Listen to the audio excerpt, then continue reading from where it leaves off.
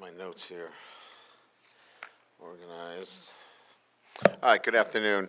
We'll begin with a recap from this past weekend. Going on the road, playing an 11 a.m. game requires, for our team to think the right way. I thought they did a great job of thinking right about the trip itself. It's easy to think about how difficult and how early, and instead they thought about it as a great opportunity to be the first game up, to go on the road and play 4 quarters with the competitive edge that they've been looking for in terms of playing for 4 quarters. There's always that sense of playing early and getting back home. So I thought they did a great job of, thinking the right way. And then, you have to flip that switch from preparation to performance. And to do that, you've got to play with a sense of urgency, and you've got to have the emotional control, but play with an edge. And they got off to a fast start. Played with great effort and enthusiasm. There was really an attention to the details out there, and finished strong. So that's what we're looking for from our football team. That's an identity that we want to create each and every week. And certainly one that we believe that we can be.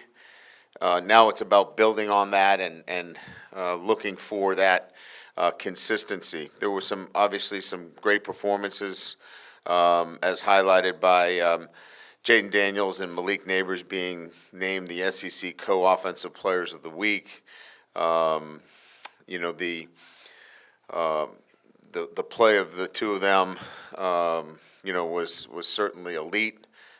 Daniels, 425 yards of total offense. The numbers.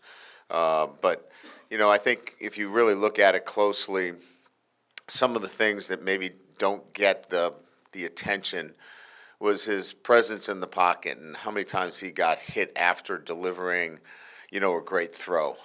Sometimes we cut it off and see the ball in the air, but you don't see the play all the way through. And made some great throws under duress. Those are NFL throws. Some of the ones that he made, not backing down, staying in the pocket, knowing that he was going to get hit, and still delivering the ball with great accuracy. And Neighbors, obviously, his ability to handle any coverage variations. And look, the things that sometimes don't get talked about. He maintains space on the field. He carves out an opportunity to catch the ball.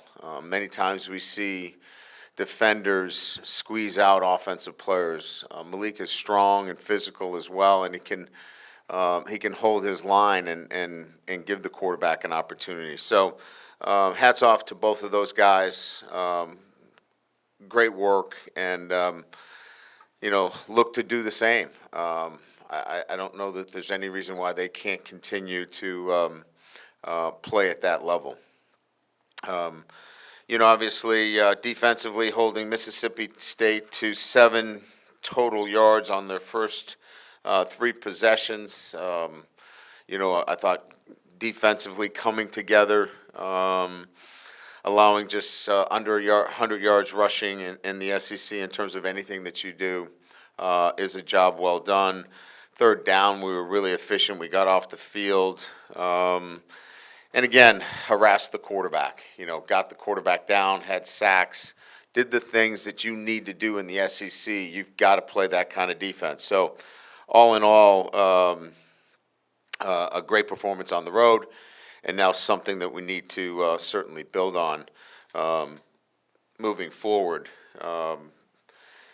Get a chance now to play another SEC opponent in Arkansas. I think we all know about this game.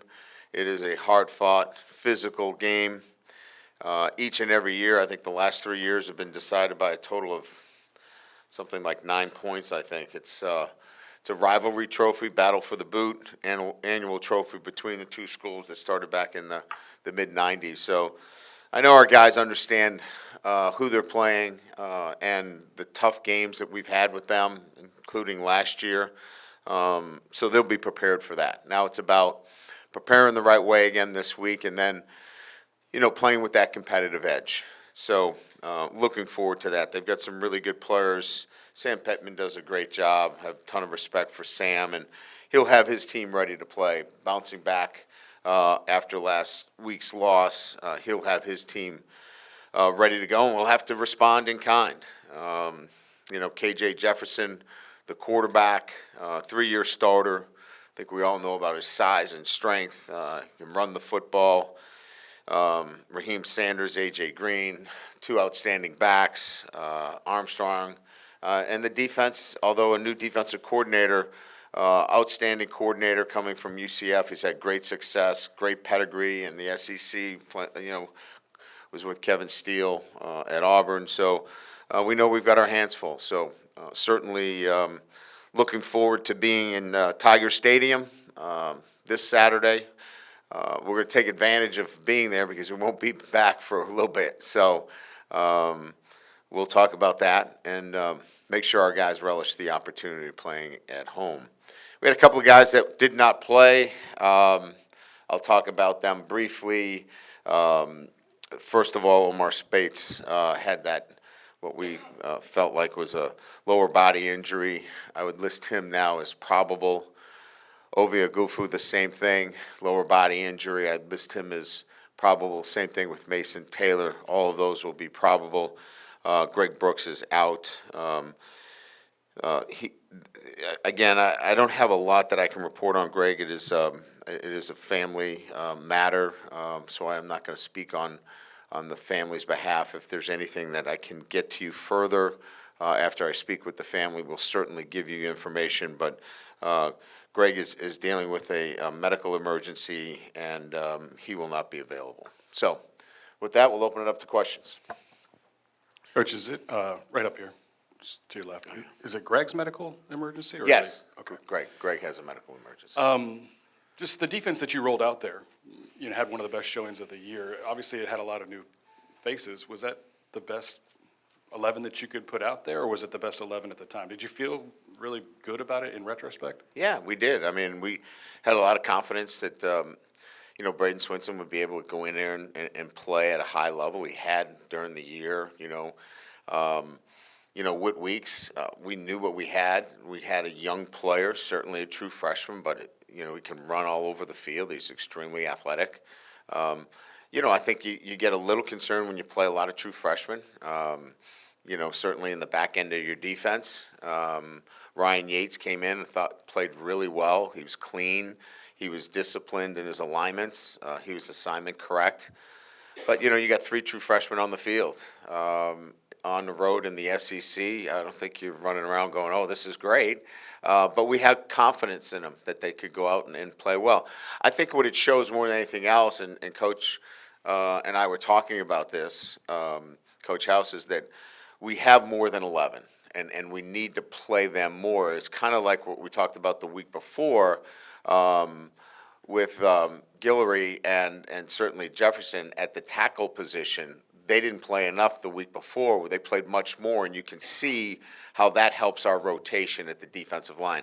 I think you'll see now that we can play a lot more at the linebacker position and the safety position. With that, Coach, right over here, you mentioned Spates being probable for this week. How, in your experience, have you handled having a young guy like Weeks with Spates having so much experience and just handling kind of that role going forward with those guys and having, obviously, playable depth? Yeah, it's a good question. I think the guy that's really settled this for us in terms of, whoever he's been with has been Greg Penn. Greg's been outstanding. He's a settling factor out there for us. He gets guys lined up. He communicates very well. And that's a guy that we want to keep on the field. So, we'll be moving guys around to complement that. And I think the best rotation keeps Greg on the field, and then we'll move guys in and out with him. In the middle here, Coach, do you ever think about over the last year and a half where you would be without Jaden Daniels? Yeah, he's been outstanding. Obviously, we've won a lot of football games, and certainly his ability to win the game with his feet, or in this instance, throwing the football and running the ball, he was as good as anybody in the country, and we've seen a development now that we were in week 3. I think if you look at week 3 last year, and was it the week we threw for 85 yards? I think it was, and now he's throwing for 30 for 34. So we've seen incredible development at the position, and I think that that's what's more exciting than where would we be without Daniels. Is it's fun to watch the development of a quarterback in that respect. Coach Ray. Matthew Bruin with On 3. Mason Smith now through 2 games. Just how have you seen him continue to get comfortable, and where do you think he's at? Yeah, I think he's getting there. I mean, we saw some things that he wasn't doing against Grambling that now he's starting to impact the game a little bit more, and I think that'll continue to grow as he continues to play himself in a position where he can play at a high level each and every snap. So, he's physically a presence in there, and we expect him to continue as the season progresses. He's going to be an impact player for us. So feel good about where he's gone over the last couple of weeks, and expect to see more of him as we move forward. Yeah, Brian, in the middle, sorry. You've gone for it 8 times on 4th down so far this year. Would have been 9 with the first drive on Saturday. Right. Does that have anything to do with the clock changes? Have you philosophically changed at all just when you decide to be aggressive and when not to? Yeah, I mean, I think I've talked about this a little bit before. I think I use a combination of good sense in terms of what the game feels like. We use analytics, so I'm plugged into what the analytics are telling me relative to 4th down. And as you know, most of the analytics are much more aggressive than we are as we watch the game, right? 4th and 2 or 3 used to be considering a field goal inside the 10. Now it's almost 100% go for it. So I think it's a combination of getting a sense and feel for the game and how you feel like you might have control or not control of the game, plus the use of analytics. And then when you have a quarterback that is multidimensional, it really puts a defense in a bind. So I think we have those 3 factors working for us when we get to 4th down calls. Hey, Coach, right down here. It's 2 years now in a row where you guys have played freshmen early in their careers, and they've largely responded. I'm wondering, just as a whole, though, how does that affect you guys on the recruiting trail? I mean, just over the last couple of weeks, I know you can't go into specifics with this, but just the conversations and stuff that you're talking to with these recruits about just you come here and you develop and you can see the field early and play often with us. Yeah, look, everybody, I think, is, in this recruiting cycle, we're recruiting young men that believe and have confidence in themselves that they can play right away. And certainly there are other factors that they consider now in making decisions on where to go, looking at the depth chart and looking at, can this help my, NIL? I mean, there are other factors now involved in that. So what we can tell them, and this is what I tell them all the time, I'm not afraid to play freshmen, but I'm going to play the best players. And if that is a freshman, I'm playing a freshman. If that's a graduate transfer, I'll play a graduate transfer. And I think our track record shows that the best players are going to play. And if you're a freshman and you can handle it mentally and physically, we'll put you on the field. Brian, speaking of freshmen, of all the great plays you guys had Saturday, the one that got the most attention in replay was Caleb Jackson running over the safety right in front of your bench. I was kind of curious what went through your mind when that play happened. And we see media fans, fans, we see a player who's making great individual plays. Do you see the same thing, or you see someone who's still developing and still has a lot to learn, or where are you with him and what he can contribute to the team? Yeah, I mean, the obvious answer is physicality, explosiveness, but a young man that is still learning how to play this game. Remember now, if you look back on his high school career, he was not a 4-year player even in high school. So, he's learning how to play the game every time he steps on the field. And he's terrific to coach. I mean, the great part about it is he doesn't have much baggage. He's learning a lot about the game as we go along.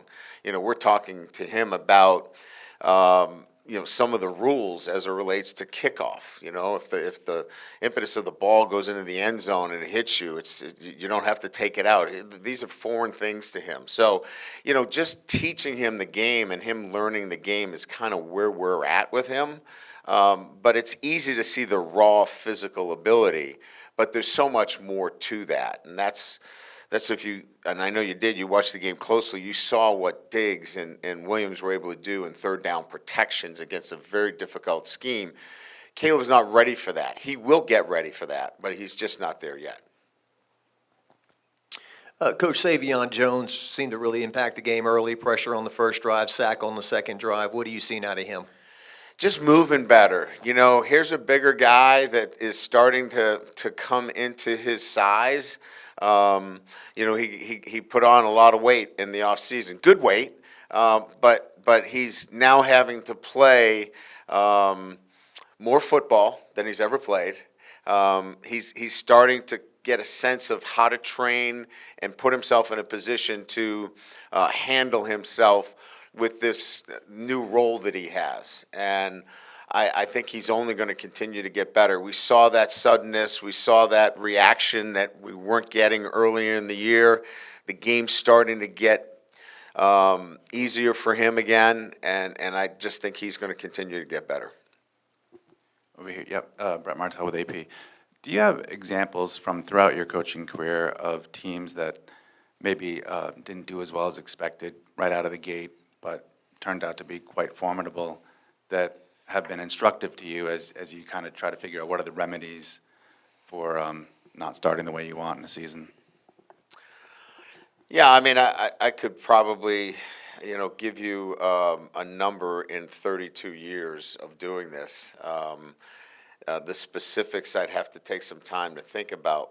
But I think that unless your team is ready-made, and I made it pretty clear with 14 transfers and the amount of freshmen that we were going to have to play, that's a red flag. I mean, if you're really looking at it carefully, that's going to require some tweaking. That's going to require for you to really understand that there's going to have to be some movement in terms of changing direction, with your team along the way. We were able to do that, I think, and I think we're finding the formula for this team.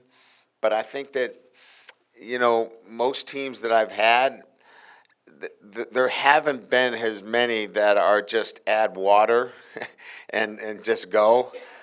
They all require a little bit of, changing the formula as the season goes along to get the right mix. Competitive edge was a phrase that was used a lot after week one. This was the first game that I think I saw LSU push first instead of get pushed. How much of that was a point of emphasis, that toughness, I guess, out of your team and kind of taking it to the other team early? Yeah, I mean, I think clearly, we're looking for gentlemen off the field, but not gentlemen on the field. And I would say that, going back to what's the right mix, I want tough guys on the field that play the game the right way. I don't want to be, a team that's penalized and we hurt our team, but we want guys that have a toughness to them. And then off the field, we want gentlemen. We might have played like gentlemen both on the field and off the field, and that's not who we are. And I think we're trying to find that identity. I think we're getting closer to it. KJ Jefferson is a guy that's obviously been starting for years for Arkansas. Just your evaluation of him and if you've noticed anything different with his development this year. Well, I think it's like any other quarterback, right? I mean, when you get into the final year and where you feel like this is your year, you want to do well, and I think he's he certainly feels like this is his year to showcase himself. So, I thought maybe, if you look at the last quarters, he's trying to make plays, but he's got a lot of new players around him as well. So it's not all about him. I mean, he's got some young players that have to develop, or new players that have to develop around him. But he's still the big, physical, athletic quarterback that scares you. He's hard to bring down. He's got a live arm, and we're going to be prepared for him to play his best against us. Hey, Coach, over here. Just building off of that, you talked about playing against some mobile quarterbacks early in the season, and y'all played against Will Rogers, had a lot of success, maybe not as mobile as the other quarterbacks y'all played against, but what are some things that you can take away that can translate to the success y'all had on Saturday against Will Rogers, against another mobile quarterback? Well, I think fundamentally, a lot of the things that we talk about are, keeping the ball in, leverage the defense, keeping the ball inside the pocket, making quarterbacks earn it instead of, giving up, easy, rush lanes, all those things that are the fundamentals of playing good defense. We weren't on point early on. We were much better on Saturday. When we leveraged the ball, when we held the point, when we did our job, we made it very difficult for Mississippi State. We're going to look to do the same. Coach, what are the pros and cons offensively on 3rd and short, 4th and short, running out of the shotgun as opposed to getting under center and then handing it to a guy? And what do you debate there? It's really about, where are the reps taken the most? Like, what do you do the most in your offensive structure? If you're a team that runs shotgun like we do 99% of the time, do you carve out, how much time do you carve out for a direct snap offense? Because you have to carve out time for that. And then you have to be able to put in that time within your practice structure to work on your direct snap. With direct snap, you have to think about direct snap quick game, play action pass, all the things that go along with that, 5-step, 7-step drop. So, we have all that. It's just, is it from what we do with a quarterback that can run option, is that best suit a Jaden Daniels? That might suit another quarterback that we have to run a little bit more direct snap. But with a guy like Jaden Daniels, it suits us better to be in the shotgun. Yeah, Brian, right here, 2 questions. First, Harold Jackson, did he seem like he was back in his comfort zone Saturday? And the second one is, what did Mississippi State do to take Will out of his, I guess, he usually plays pretty consistent, but he had a rough game on the offensive line. So I think with Perk, I think just playing with that energy, playing with that edge, he's got to learn where that balancing act is, right? We don't want to get him in a position where he's taking a swing at somebody, he's out of the game, but he's got to play with energy. He's got to play with emotion. That's how he plays the game the best, and I thought he brought that. I thought he brought that competitive edge, and that's going to put him in a position to get to the quarterback and set the edge and run people down. And you just got to play. He's just got to play that way. And I think he was tweaking it and trying to find that. Early on, he was playing inside. He was thinking a lot. He was slowing down. I think he's coming back to finding what that balance is. Look, the first penalty on the goal line, that was on our center. The center did not snap the ball on the clap. Will gets called for a procedure penalty. The holding, we know all about holding, right?